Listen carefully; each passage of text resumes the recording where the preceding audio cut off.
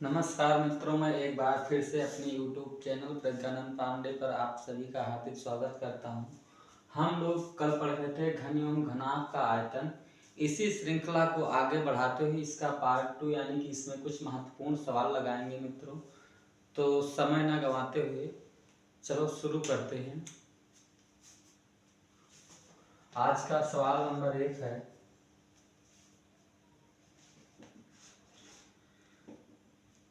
घन की एक फलक का परिमाप घन की एक फलक का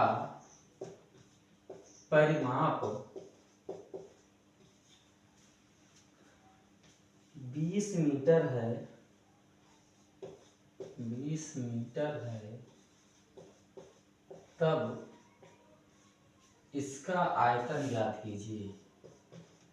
इसका आयतन ज्ञात कीजिए। तो मित्रों, एक कोई घन है,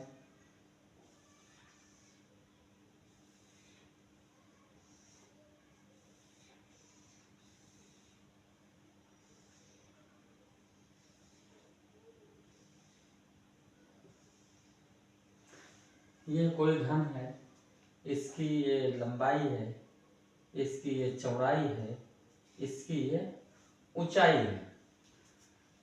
इसके एक फलक का परिमाप 20 मीटर है, तो इसका आयतन ज्ञात करना है। तो मित्रों, आपके जानकारी के लिए अगर हम बताएं तो हमने बताया था कि कोई भी फलक है घन का, तो उसके सामने का फलक एक वर्ग की तरह दिखाई देता है। किसकी तरह मित्रों?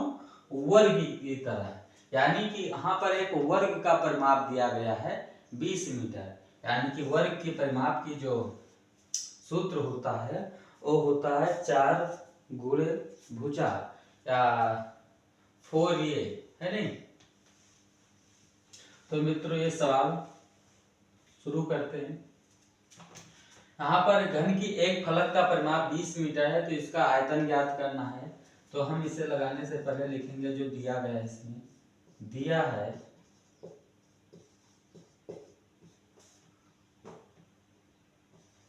घन की एक फलक का परिमाप बराबर फलक का परिमाप 4a बराबर 20 मीटर। तो यहाँ पर ये बराबर हो जाएगा 20, 4 से 4 पंचे 20, यानी कि ये का मान आ जाएगा, यानी कि ये भुजा का मान आ जाएगा 5 मीटर। यानी कि मित्रों, अगर हमें घन की एक भुजा पता हो गई कि ये 5 मीटर है, तो हम इसका आयतन ज्ञात करना चाहें तो हम लिख सकते हैं, हमें ज्ञात है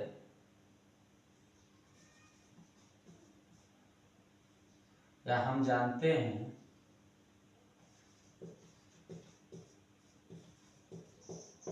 घन का आयतन बराबर a क्यूब, यानी कि भुजा क्यूब। मित्रों, यहाँ से दूसरा है। ये कितना है मित्रों? तो ये है 5 का क्यूब कर देंगे तो 125 घन मीटर आ जाएगा। यानी कि मित्रों, अगर हमको एक भुजा घन की पता चल गई 5 मीटर है, तो उस घन का जो आयतन होगा वो 125 घन मीटर हो जाएगा। आशा करते हैं आप लोगों को समझ में आया होगा। लिखा है एक घन की एक फलक का परिमाप 20 मीटर है, तब इसका आयतन ज्ञात कीजिए। तो हमें दिया है घन का एक फलक का परिमाप, यानी कि हमने बताया था जो भी घन होता है उसका सामने का फलक वर्ग होता है, यानी कि एक वर्ग का परिमाप दिया गया है, समझ लीजिए। तो घन के एक फलक का परिमाप हो जाएगा 4a, क्योंकि एक वर्ग के परिमाप के बराबर होता है। तो 4a बराबर 20, तो घन की एक भुजा 5 मीटर हो जाएगी। जब हमें एक घन की भुजा पता चल गई तो हम घन का आयतन भुजा क्यूब करके निकाल लेंगे, यानी कि 5 क्यूब बराबर 125 घन मीटर। तो मित्रों, स्क्रीनशॉट लेना हो तो स्क्रीनशॉट ले सकते हो आप लोग। और बढ़ते हैं हम अगले सवाल की तरफ।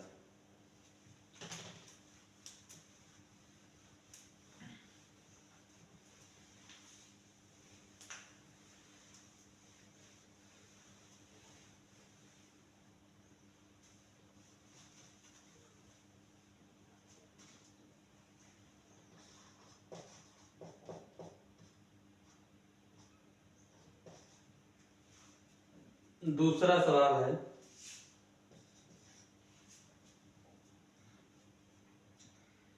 एक घनाभ की लंबाई 18 मीटर, चौड़ाई 15 मीटर तथा ऊंचाई 2 मीटर है।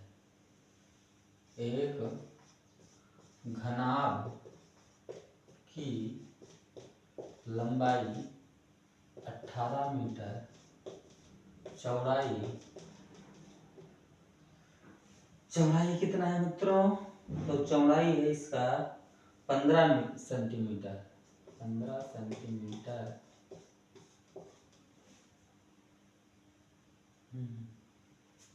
ये भी सेंटीमीटर में ही मित्रों, मीटर में नहीं, सेंटीमीटर में 18 सेंटीमीटर और चौड़ाई 15 सेंटीमीटर तथा ऊंचाई है इसका कितना सेंटीमीटर? तो ऊंचाई है इसका 2 सेंटीमीटर, 2 सेंटीमीटर। सवाल है, इसे पिघलाकर 3 सेंटीमीटर कोर वाले कितने घन मिलाए जा सकते हैं? इसे पिघलाकर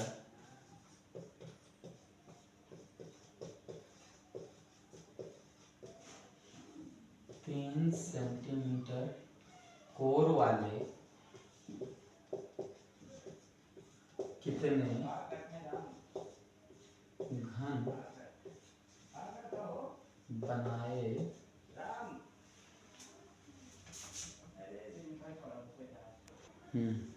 तो मित्रों 3 सेंटीमीटर कोर वाले कितने घन बनाए जा सकते हैं?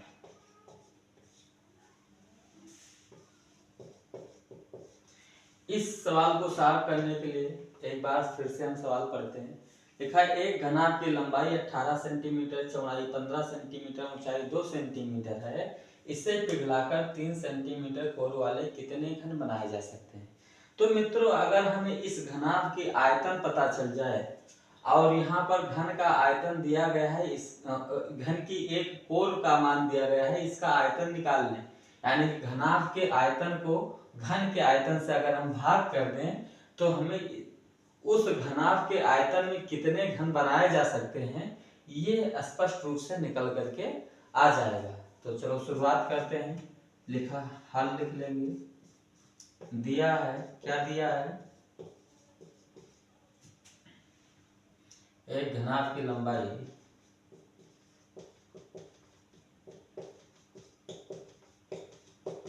18 सेंटीमीटर, चौड़ाई 15 सेंटीमीटर, ऊंचाई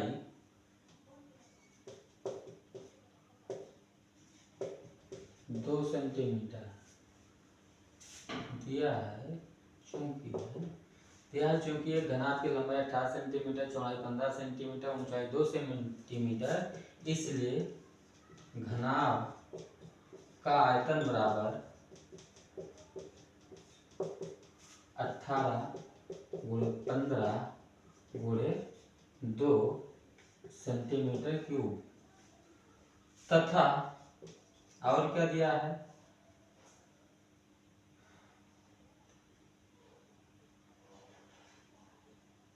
घन का एक कोर दिया है। घन का एक कोर बराबर 3 सेंटीमीटर, तो घन का आयतन बराबर कितना हो जाएगा?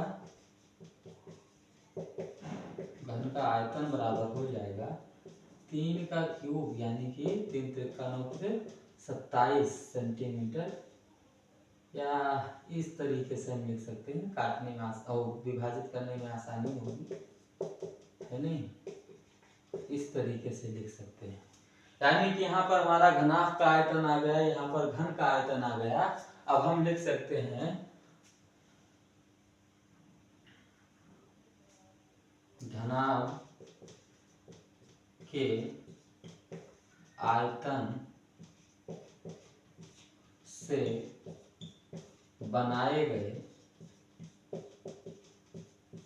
घनों की संख्या बराबर कितनी संख्या हो जाएगी? तो हो जाएगी घनाभ का आयतन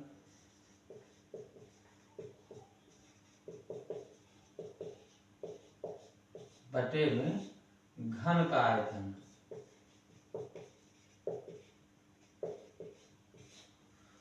तो यहाँ पर घनाभ का आयतन यानी कि 18 गुणे 15 गुणे 2 बटे में घन का आयतन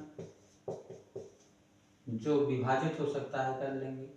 3 एकम 3, 3 छक 18, 3 एकम 3, 3 पचे 15, 3 एकम 3, 3 दूनी 6 यानी कि आ रहा है 2 गुणे 5 गुणे 2 यानी कि 2 पंचे 10 दूना 20 यानी कि उस घनाभ से 20 घन बनाए जा सकते हैं। कितने घन बनाए जा सकते हैं मित्रों?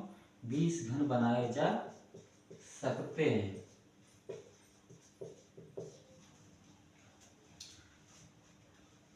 एक बार फिर से समझ लीजिए सब। यहाँ पर लिखा एक घनाभ की लंबाई 18 सेंटीमीटर, चौड़ाई 15 सेंटीमीटर, ऊंचाई 2 सेंटीमीटर है। इससे पिघलाकर 3 सेंटीमीटर कोर वाले कितने घन बनाए जा सकते हैं? तो हमने बताया कि घनाभ का अगर आयतन पता चल जाए और एक घन के कोर का माप दिया गया है यानी कि एक घन की भुजा दी गई है तो उससे हम घन का आयतन निकाल लें तो दोनों आयतनों को आपस में विभाजित करें यानी कि घनाभ के आयतन को घन के आयतन से अगर हम विभाजित करें तो हमें असल में घनों की संख्या निकल के आ जाएगी कि उस घनाभ के आयतन में यानी कि उस घनाभ के आयतन में जितनी पदार्थ की मात्रा है उसका इस्तेमाल करके हम कितना उस पर 3 सेंटीमीटर कोर वाला घन बना सकते हैं। तो मित्रों यहाँ पर हमने वही किया, घनाभ का आयतन निकाल लिया, घन का आयतन निकाल लिया। घनाभ के आयतन से बनाए गए घनों की संख्या यानी कि कितने घन बनाए जा सकते हैं तो कितनी हो जाएगी? तो घनाभ का आयतन बटे घन का आयतन। घनाभ का आयतन मित्रों जो यहाँ पर लिख दी इसके नजदीक तो दूर से 25 दिख रहा है, नहीं यहाँ लिखना चाहिए नहीं। तो यहाँ पर आ रहा है मित्रों 20 घन बनाए जा सकते हैं। आप लोग चाहिए तो इसका स्क्रीनशॉट ले सकते हैं। फिर बढ़ते हैं अगले सवाल की तरफ। चाहे तो स्क्रीनशॉट ले सकते हैं, समझ गए तो अच्छी बात है। अगर नहीं समझ पा रहे मित्रों तो एक बेहतर सुझाव के लिए कमेंट कीजिए कि हम अपने पढ़ाने की स्किल में और क्या परिवर्तन करें ताकि तुम लोगों को एक सरल भाषा में और एक सही जानकारी दे सकें। चाहिए तो स्क्रीनशॉट ले लीजिए। फिर बढ़ते हैं अगले सवाल की तरफ।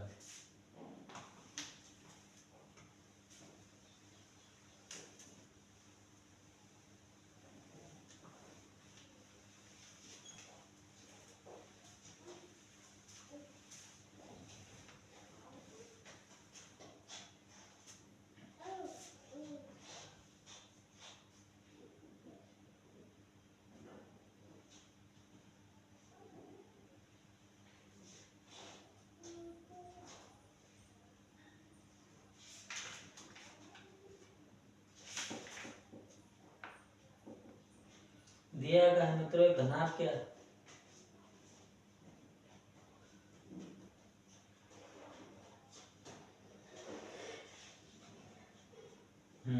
एक आदमी को 10 घन मीटर हवा की आवश्यकता हो।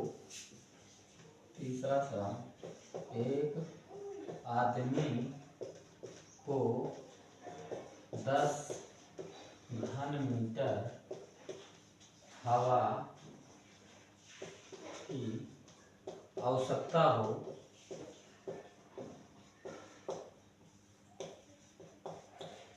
एक आदमी को 10 घन मीटर हवा की आवश्यकता हो तो ज्ञात कीजिए कि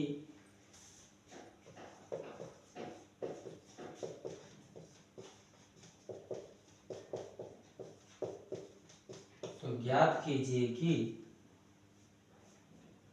15 मीटर लंबे 8 मीटर चौड़े 15 मीटर लंबे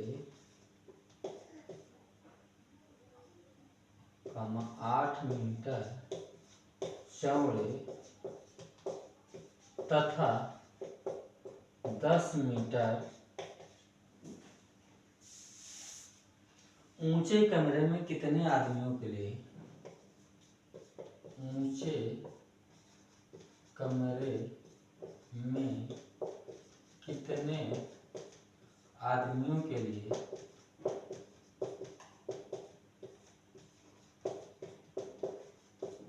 पर्याप्त हवा होगी।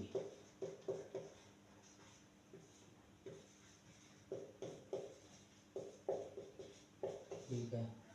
सवाल है मित्रों, एक आदमी को 10 घन मीटर हवा की आवश्यकता है, यानी कि एक आदमी है और 10 घन मीटर हवा की आवश्यकता है, 10 घन मीटर हवा को कंज्यूम करता है, हवा का इस्तेमाल करता है। तो ज्ञात कीजिए कि 15 मीटर लंबे, 8 मीटर चौड़े तथा 10 मीटर ऊंचे कमरे में कितने आदमियों के लिए पर्याप्त हवा है। तो अगर हम मित्रों इस कमरे का आयतन समझ पाए तो हम ये समझ जाएंगे कि उस कमरे में कितनी घन मीटर हवा होगी। अगर हम उस कमरे में ये समझ गए कि कितनी घन मीटर हवा है और उसको हम एक आदमी की आवश्यकता है जो हवा की, उससे अगर विभाजित कर दें तो हमें ये पता लग जाएगा कि उस कमरे में कितने आदमियों के लिए पर्याप्त हवा होगी। तो यहाँ पर मित्रों हम अगर देखें तो इस दिया है, क्या दिया है, एक आदमी को हवा की आवश्यकता बराबर, कितनी हवा की आवश्यकता है, 10 घन मीटर। घन मीटर लिखो या मीटर क्यूब लिखो, एक ही बात है नहीं। ज्ञात है, नहीं ज्ञात क्या लिखें, तथा और क्या दिया है, कमरे की लंबाई, कमरे की लंबाई क्या, 1,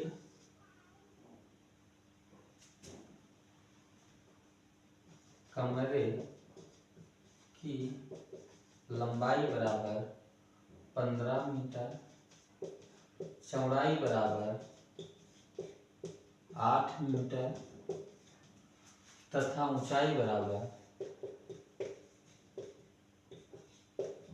10 मीटर है नहीं।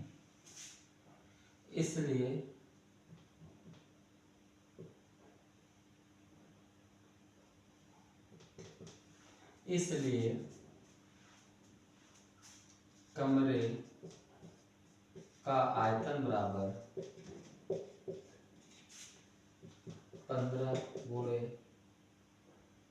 8 गुणे 10 घन मीटर तथा कमरे में उपस्थित हवा बराबर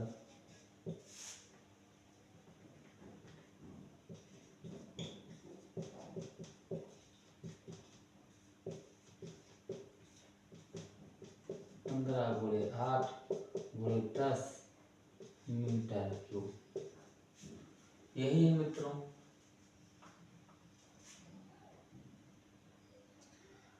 यहां पर दिया गया कमरे का आयतन, तो जो कमरे का आयतन पता चला, हमें पता है कमरे के में जितना भी कमरे का आयतन है, कमरे में उतनी ही हवा होगी। तो हवा, कमरे में उपस्थित हवा लिख लिए कि इतना घन मीटर है नहीं। तो लिख लेंगे कमरे में उपस्थित पर्याप्त आदमियों के लिए हवा बराबर,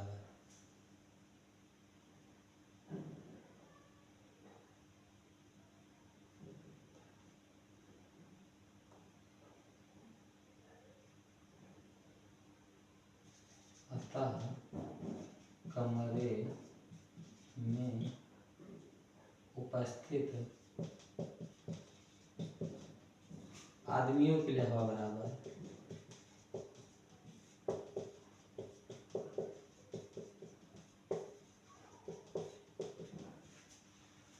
लिख लेंगे कमरे में उपस्थित हवा का आयतन, या कमरे में उपस्थित हवा